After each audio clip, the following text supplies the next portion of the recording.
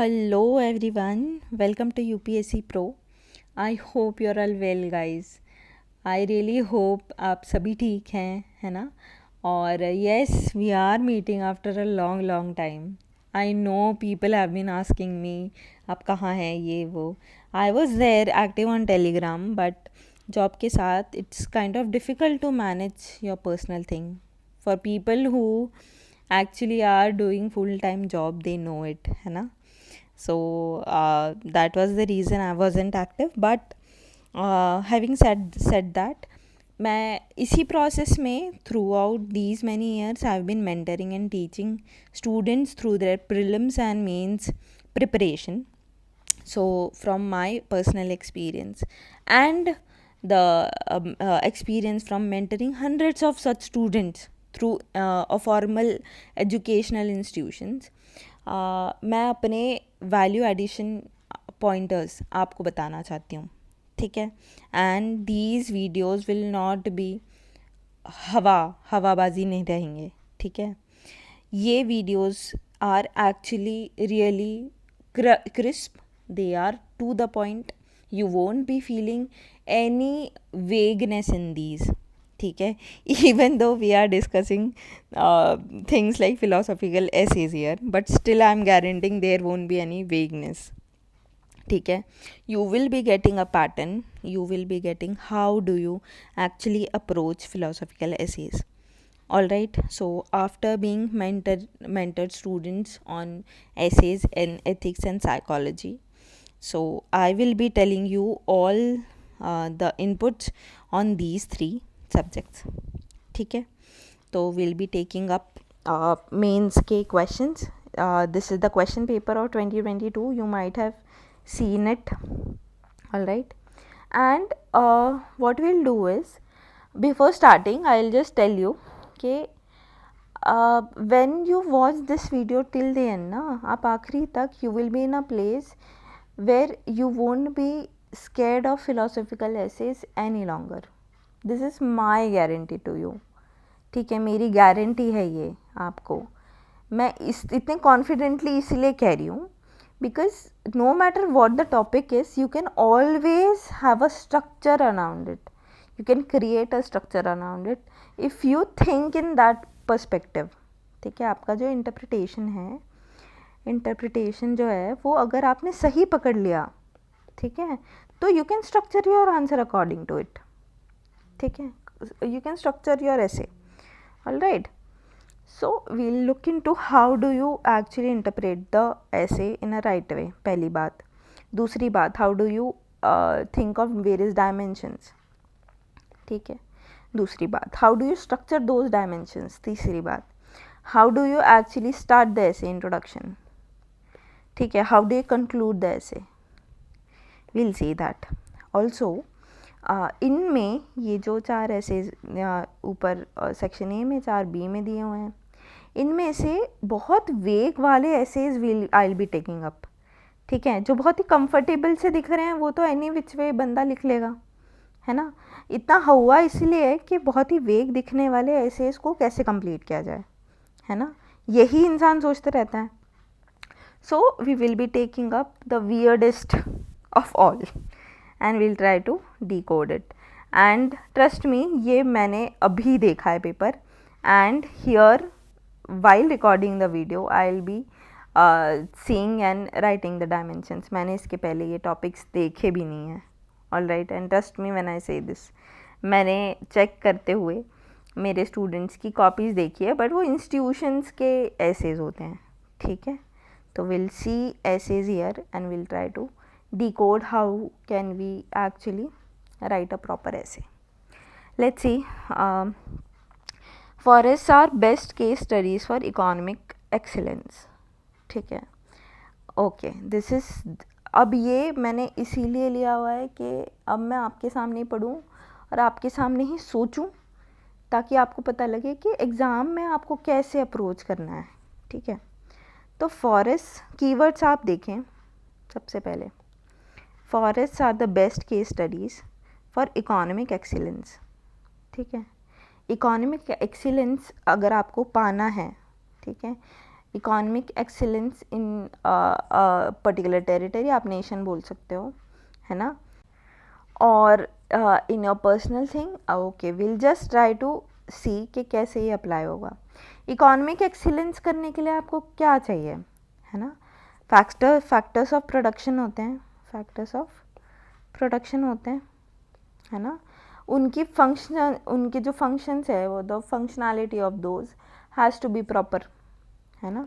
तो we will connect it with the forest के factors of production क्या है and how are they connected, how are they connected, है ना. All the ecosystem in the forest they are interdependent on each other, है ना. जो forest की biodiversity होती है, if you take example of the rain forest, है ना, एवरग्रीन फॉरेस्ट, तो उसकी बायोडाइवर्सिटी वो किसी एक पक्ष से नहीं होती है ना. वहाँ पे बड़े पेड़ हैं, छोटे इंसेक्ट्स हैं, वहाँ की सॉइल उसका पार्ट है, ऑल राइट. वहाँ का प्रेसिपिटेशन जो हो रहा है उस एरिया में वो उसका पार्ट है ना.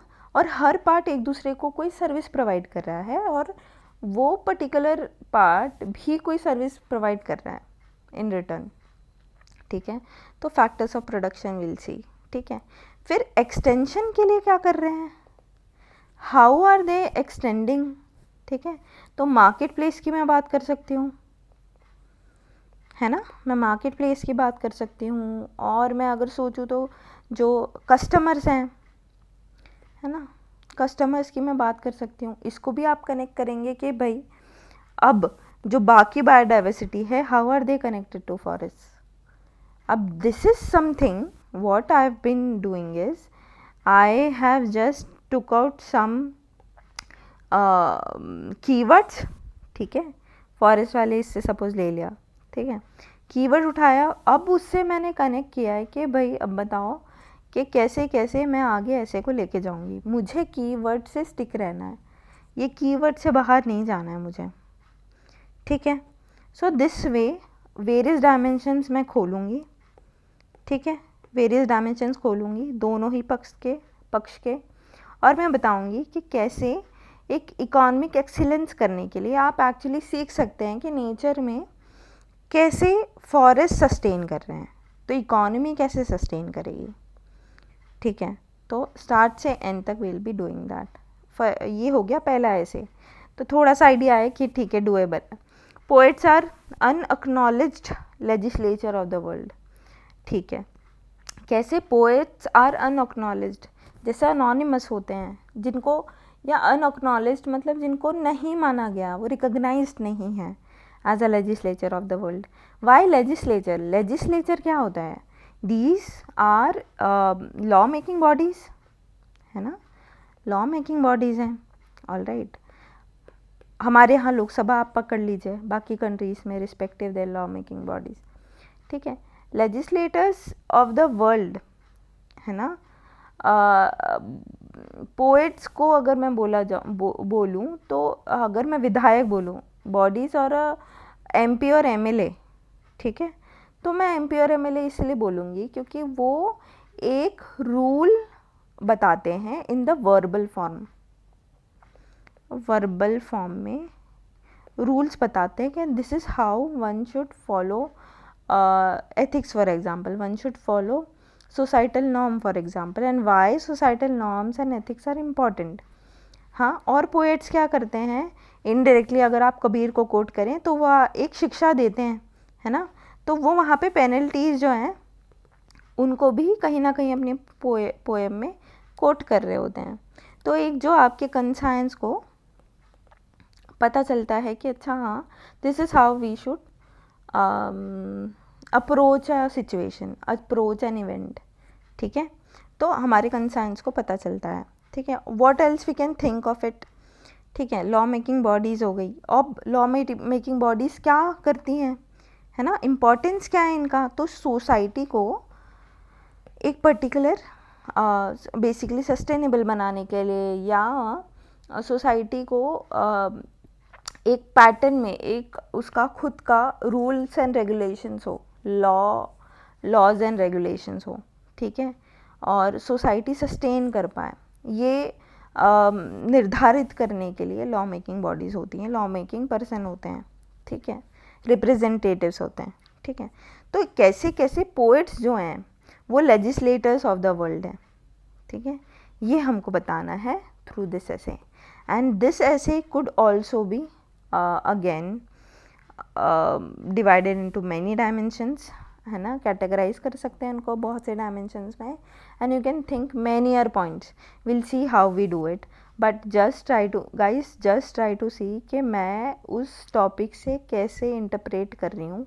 सबसे पहले मैं पॉइंट लेके एक्नॉलेज कर रही हूँ कीवर्ड्स, ठीक है, अनएक्नॉलेज्ड लेजिस्लेटर्स ऑफ द वर्ल्ड, ठीक है, तो वर्ल्ड के भी एग्जांपल्स देने हैं आपको, remember, all right. Then poets के भी आपको एग्जांपल्स देने हैं, ठीक है, एंड हाउ देयर थिंकिंग और देयर पोएम्स और their way of expressing their thoughts, है ना, did actually worked as a law, ये आपको बताना है, and you are connecting with this laws of the world, and this is how you do it. This is nothing but this philosophical essays. Now poets are the unacknowledged legislature. अब इसको देख के डर नहीं लगेगा कि भाई इसमें क्या लिखना है, ठीक है। Let's move ahead. मैं इस वीडियो में आपको सिर्फ कंफर्टेबल कर रही हूँ। While seeing the topic you shouldn't be bothered कि यार क्या लिखना है, इसमें तो समझ ही नहीं आ रही, है ना। और ये टॉपिक्स मैंने ट्रस्ट में मैंने नहीं देखे थे, हाँ एक बार कहीं पिछले साल किसी स्टूडेंट ने दिखा दिया हो, कर्सरी ग्लांस हो गया, बट ये मैं अभी के अभी पढ़ के आपको बता रही हूँ कि इसमें क्या क्या इंक्लूड करना है और स्ट्रक्चर कैसे करना है, ठीक है। सो आपको स्केयर होने की बिल्कुल ज़रूरत नहीं है। Philosophical essays can be solve अगर उसका पैटर्न क्रैक हो जाए, ठीक है। हिस्ट्री अब नेक्स्ट देखते हैं। आई होप यहाँ तक आपको ठीक लग रहा है। कुछ भी आपको लगे, ठीक है, ये वीडियो में मैं सारे जो एसेज हैं उससे गो थ्रू करूँगी और थोड़ा थोड़ा बताऊँगी अबाउट ईच एंड एवरी ऐसे, ठीक है, कि आप क्या क्या लिख सकते हैं, ताकि in next video when I start explaining each and every ऐसे, तो आपको ये लगे कि भाई अब तो मैं कोई भी ऐसे पढ़ सकती हूँ और उसको इंटरप्रेट कर सकती हूँ, ठीक है। नाउ थर्ड वाला देखो, history is a series of victories.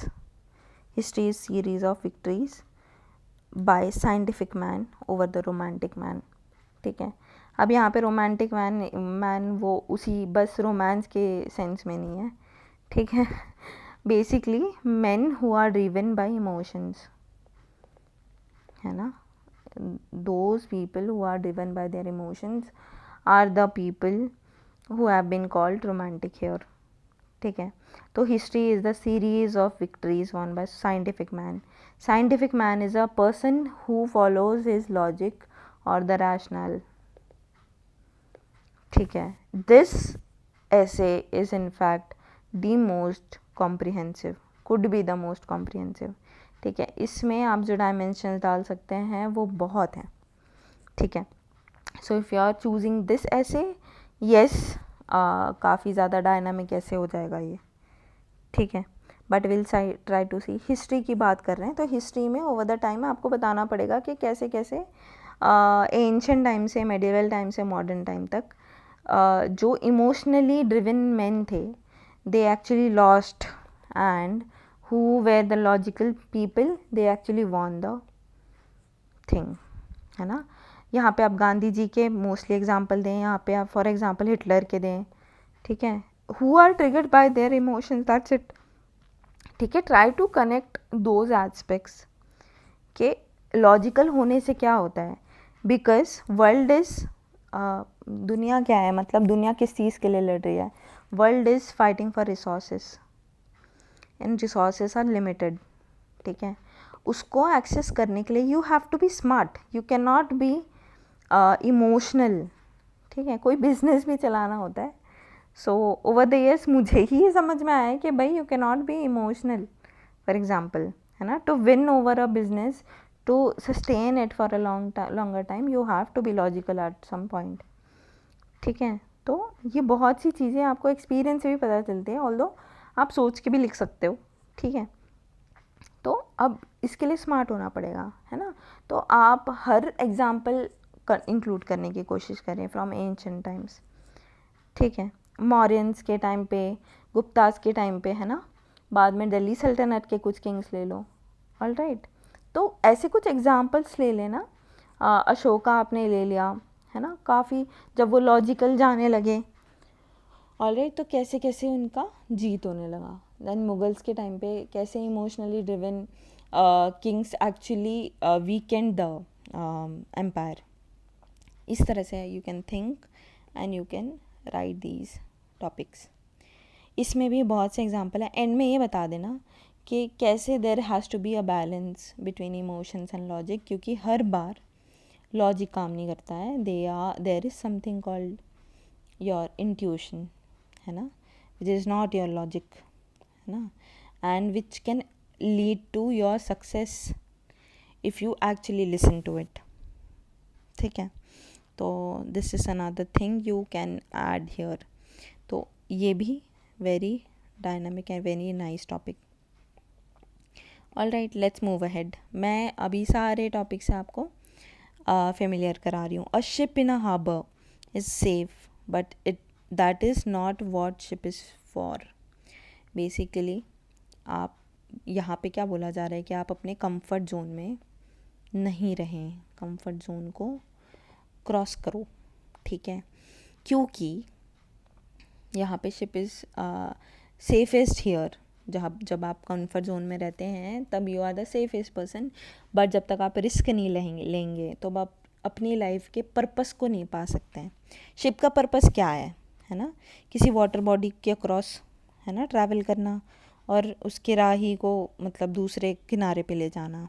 ऐसे ही आपकी लाइफ का पर्पस भी आपके कंफर्ट जोन से जब आप निकलेंगे तब आएगा, तब हासिल होगा, ठीक है।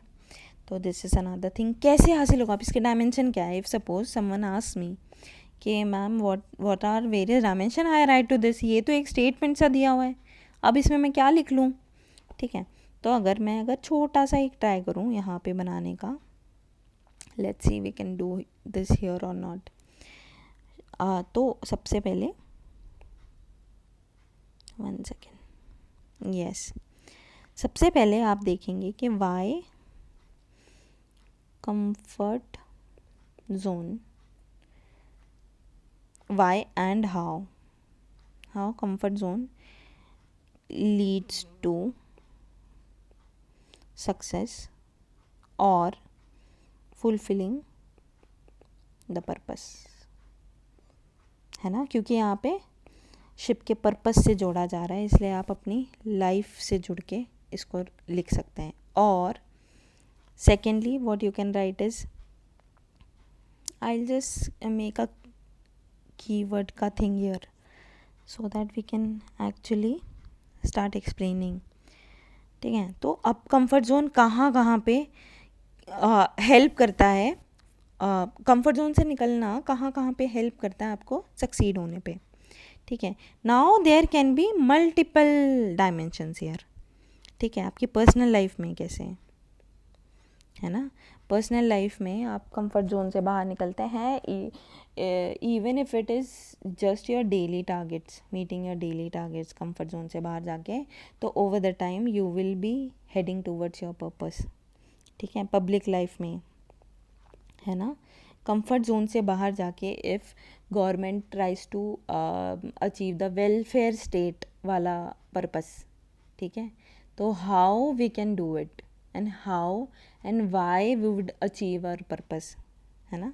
इकोनॉमिक एस्पेक्ट्स में लिख सकते हैं, सोशल एस्पेक्ट्स में लिख सकते हैं, है ना, कल्चरल एस्पेक्ट्स में लिख सकते हैं। Then what else, environmental aspects में लिख सकते हैं, ठीक है। These are many dimension which we need to cover in this, ठीक है। अब रिस्क लेने से बेसिकली हम क्या बोल रहे हैं, how and why and how comfort zone leads to being moving out of comfort zone leads to success and fulfilling the purpose, ठीक है। तो these are the dimensions. Likewise you do other things, इसमें आप multiple जो सब division of the ऐसे है वो भी कर सकते हैं, वो भी मैं आपको बताऊंगी how do we actually do it. ठीक है, अभी फ़िलहाल let's move ahead. I don't know ये पुराना वाला ये क्यों नहीं रब हो रहा है, but will just move ahead with this any which way. ठीक है, now this was section A. I hope ये वाला थोड़ा क्लियर हुआ होगा। I use another picture so that this math is cleared. ठीक है, and let's begin. Okay, let's begin with the section B. The time to repair the roof is when the sun is shining. Now this is a topic where you can again use your creativity. इसका interpretation कैसे होगा? जब आपका roof, अगर आपकी छत, आपकी ceiling में से पानी टपक रहा हो तो आपको छत सुधारनी होगी, रिपेयर करानी होगी। बट रिपेयर आप उस वक्त नहीं करा सकते हैं जब पानी टपक रहा है। ठीक है, आपको पहले ही कराना था, है ना, जब सन था, या आपको बाद में कराना है जब वापस सन आ जाएगा। ठीक है, क्योंकि बारिश में तो वो सीमेंट वगैरह फिर वो पक्के नहीं हो पाएंगे जो रिपेयरेशन आप कराएंगे। तो यहाँ पे क्या बात हुई कि फेवरेबल टाइम जो होता है उसी वक्त आप वो एक पर्टिकुलर काम कर सकते हो जिसकी वजह से रिजल्ट आएगा। For example in UPSC this is the time you have to do for mains, है ना। मेंस की प्रिपरेशन अभी करेंगे आप, नेक्स्ट ईयर के लिए बता रही हूँ मैं। उसके बाद आपको प्रीलिम्स का करना है। प्रीलिम्स के टाइम पे आप मेंस की प्रिपरेशन नहीं कर सकते हैं। और फिर नेक्स्ट ईयर क्या होगा, अगर आपने मेंस किया है ठीक से तो आपका मेंस निकल जाएगा, और नहीं तो आपको नेक्स्ट ईयर के लिए वेट करना पड़ेगा। This is how you relate. आप इसको मल्टीपल डायमेंशंस में रिलेट कर लो। ठीक है, कैसे आपकी एक पर्सनल लाइफ में, आपकी करियर लाइफ में, आपकी पब्लिक लाइफ में, एज अ नेशन हमको कैसे इवॉल्व करना है, as a society, world as a family हमको कैसे इवॉल्व करना है, एनवायरनमेंट में क्या सीन हो रहा है। जब सुधरना था तब तो हमने बहुत एमिशंस कर लिए कार्बन डाइऑक्साइड के। ठीक है, अब कुछ नहीं हो सकता, अब हमें थोड़ा सा पीछे हटना पड़ेगा और वेट करना पड़ेगा जब वापस से फेवरेबल सिचुएशंस आएगी, वापस से हमारे यहाँ ग्रीनरी आएगी। अभी हम एमिशंस नहीं कर सकते हैं वापस वैसी। ठीक है, अब हमें सुधरना पड़ेगा। These are the various dimensions you go through in this topic. ठीक है, ये कोई भी, देखो मैं आपके सामने ही पढ़ के आपको जो मेरे दिमाग में आ रहा है वही बता रही हूँ। तो ये कोई रॉकेट साइंस है नहीं, है ना। You can actually approach these kind of essays. You cannot step twice in the same river. So if you guys know about Vipassana, so I have been doing Vipassana for many years now. 4-5 शिविर मैंने वैसे किए हैं, but मैं practice भी करती हूँ उसे। सो उसमें एस.एन. गोयनका जी के एक डिस्कोर्स में ही use to tell a story. ठीक है, जिसमें वो बताते हैं कि आप एक नदी में 2 बार नहीं जा सकते। वॉट इट मेंट वॉज कि ये नदी है, ठीक है, ये आप हैं। पहली बार आप गए तो ये नदी के यहाँ जो पार्टिकल्स थे, अब आप बाहर आए और वापस जब गए आप, तो वो जो पार्टिकल है अब यहाँ पे नहीं है, अब यहाँ पे है। तो आपको लग तो रहा है कि सेम नदी है, बट वो है नहीं सेम। ठीक है, और एक बात, आप भी वो सेम इंसान नहीं है। आप भी क्यों नहीं है सेम इंसान? हमें भी पता है विद इन सेकेंड्स हमारे सेल्स डिस्ट्रॉय होते हैं एंड क्रिएट होते हैं अपने बॉडी में। We are a new person every minute. ठीक है, we are a totally new person every each and every minute. तो दिस शोज़ कि हम भी वो सेम इंसान नहीं है। ठीक है, now this is the interpretation, how do we apply it, है ना। हमें तो ऐसे लिखना है, तो हम बताएंगे कि कैसे सिचुएशंस बदलती हैं, है ना। How do situation changes which seem same but requires different approaches,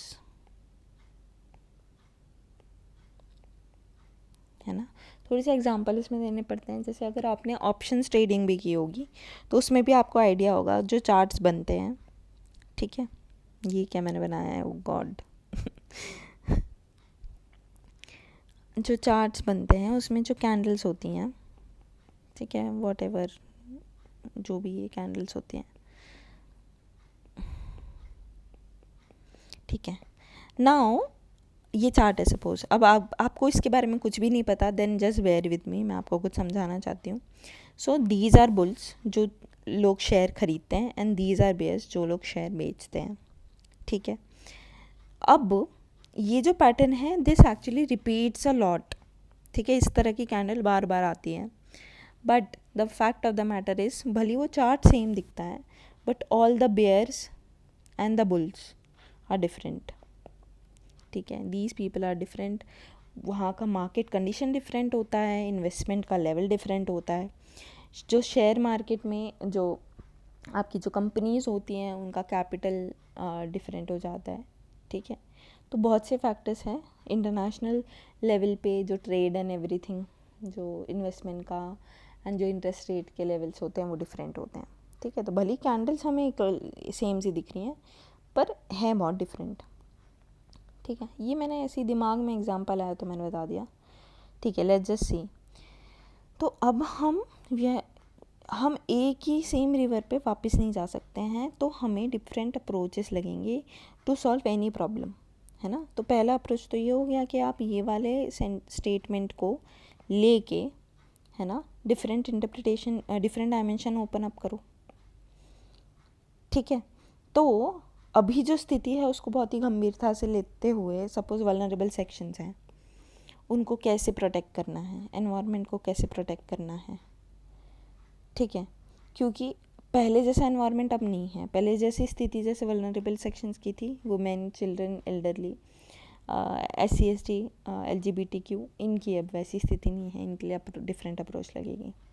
also economy में अगेन पॉलिटिक्स में क्या क्या चैलेंजेस हैं और कैसे हमको चेंज करना है, this is one interpretation of the topic, ठीक है। Now what another interpretation of the or the dimension of the topic could be is, अब ये आपने बता दिया कि पहले के सेम नहीं है, तो सेम नहीं, डिफरेंट अप्रोचेस लगेंगे। दूसरा डायमेंशन आप ये करें कि डिफरेंट अप्रोचेस से क्या इम्पैक्ट होगा, है ना, ये भी आप थोड़ा सा वहाँ पे कोट कर दें, डिफरेंट अप्रोचेस से कैसे कैसे इम्पैक्ट करेंगे, और सेम सिचुएशन को सेम तरह हैंडल करेंगे तो कंसिक्वेंस क्या होगा, this another way you write down. अब इस तरह से अगर आप लिखेंगे तो this is kind of different, यहाँ पे आपका इंट्रोडक्शन, ये कंक्लूजन, ठीक है। यहाँ पे भी various dimension, one para each. Now ये जो है अब आपका एक स्ट्रक्चर है, ठीक है। तो हमने क्या किया, सबसे पहले तो इसको इंटरप्रेट किया, उसके बारे में लिखा, उसको एक उसका कॉन्ट्राडिक्टरी व्यू देते हुए उसके पॉइंटर्स लिखे, and then we kind of are concluding, ठीक है। This is how you write any essay, है ना। Let's just move ahead to another essay, पहले मैं ये मिटा दूँ,